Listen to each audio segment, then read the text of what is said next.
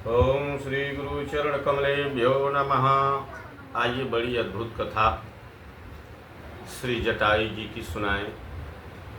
भगवान राम स्वयं जिनके लिए आंसू बहाए, ऐसे भक्त पक्षी जो भारतवर्ष के नारी की मर्यादा को बचाने के लिए, लाज को बचाने के लिए अपने प्राण न्यौछावर कर दिए और तब तक काल को खबरदार किए कि जब तक मैं इस बात को प्रभु से न बता लूं तब तक मेरा प्राण यहाँ से लेकर तुमको नहीं जाना है। काल सावधान होकर के सुनो, जब मैं अपनी बात को प्रभु से बता दूंगा इसके बाद तुम यहाँ से मुझे लेकर के चलना। भगवान उनकी भक्ति को देख करके परम धाम को दिया।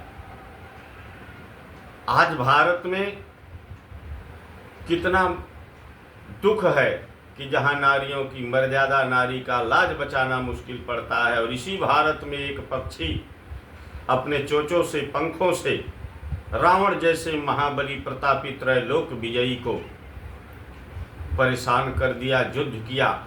अंततोगत्वा जो सबसे महान अस्त्र उसका था, प्रयोग करना पड़ा रावण को। ऐसे जटायु के विषय में जितना भी सुना जाए उतना कम है। जटायु प्रसंग को सुने तो अद्भुत भक्ति प्राप्त होती है। हर जीव को भक्ति प्राप्त करना चाहिए।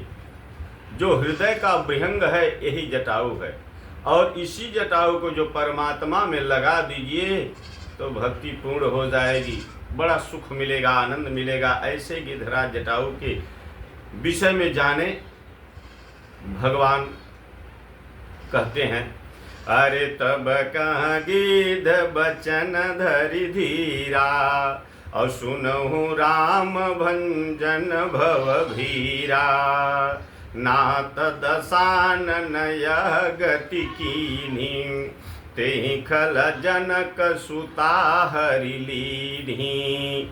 जटायु श्री राम जी से कह रहे हैं, भोले बाबा मैया पार्वती से कह रहे हैं। मानस में बाबा जी ने पिरोया बड़ा सुंदर। जटायु ने कहा, धीरज धरकर गिद्ध ने यह वचन कहा, हे भवभंजन, जन्म मृत्यु के भय का नाश करने वाले श्री राम जी सुनिए। हे नाथ, रावण ने मेरी यह दशा की है। जिस रावण से सब लोग डरते हैं युद्ध करने में, उससे मैंने युद्ध किया। आपके प्रिया को मैंने उसके बंदी से मुक्त करना चाहा, लेकिन हे प्रभु उसने मेरी यह दुर्दशा कर दिया, मेरे पर को काट दिया, पंख को काट दिया, और उसी ने ही आपके जानकी जी का हरण किया। और इतना ही नहीं, ले दक्षिण दिश गयउ गोसाई, बिलपति अति कुररी की नाई, अदरसि लागे प्रभु राखहु प्राणा, चलन चहत अब कृपा निधाना।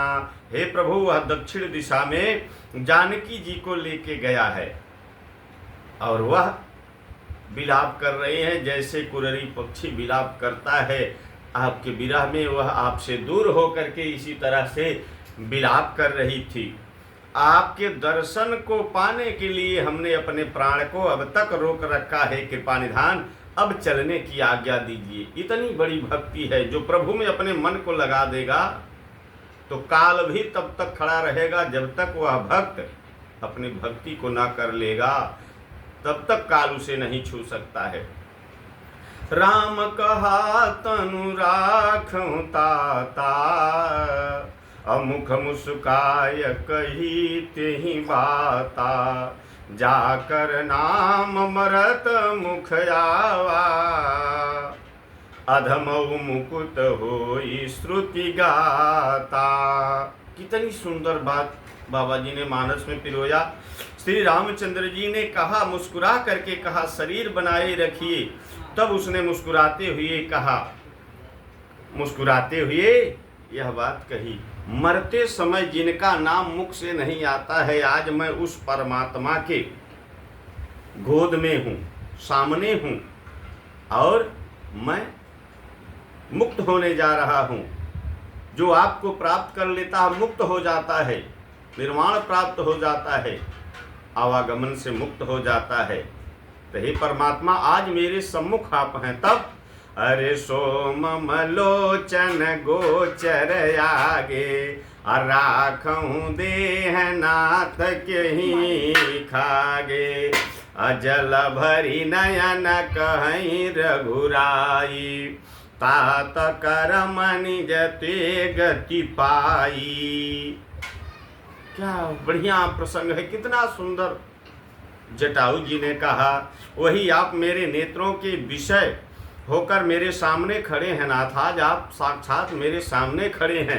लोग भक्ति करते हैं, आपको खोजते हैं, और आप साक्षात मेरे सामने आज बगैर खोजे खड़े हैं। सरकार, अब मैं किस कमी की पूर्ति के लिए देह को रखूं नेत्रों में जल भरकर? श्री रघुनाथ जी कहने लगे, हे तात, आपने अपने श्रेष्ठ कर्मों से दुर्लभ गति को प्राप्त किया है।